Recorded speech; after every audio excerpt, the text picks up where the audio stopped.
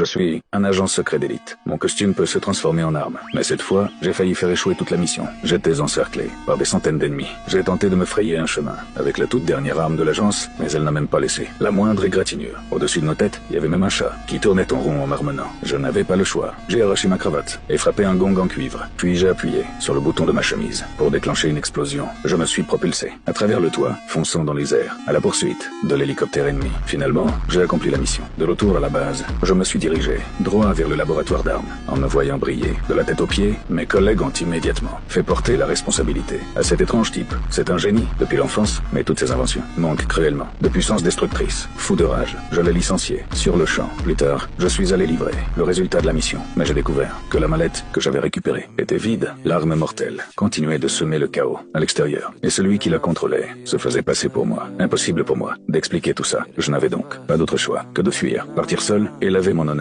Mais pour ça, je devais retrouver ce type bizarre et lui demander son aide. À ce moment-là, il venait justement de mettre au point un sérum de transformation. Quand je l'ai retrouvé, j'étais tellement assoiffé que je l'ai bu sans réfléchir. Il a aussitôt paniqué. La seconde suivante, le sérum a fait effet. Ma main a instantanément rétréci. Et quand je me suis réveillé de nouveau, j'étais devenu un pigeon. J'ai exigé un antidote, mais il m'a dit qu'il n'était pas encore prêt. Comme si les choses n'étaient pas déjà assez compliquées. Malgré tout, je voulais continuer et me venger. Mais à cet instant, j'ai réalisé que j'étais prisonnier du corps d'un pigeon. C'est alors qu'il m'a rattrapé et m'a montré tout son équipement, ses dispositifs qu'il développait en secret. Il m'a dit qu'il voulait se joindre à la mission. Mais à cet instant précis, la CIA nous avait finalement retrouvés.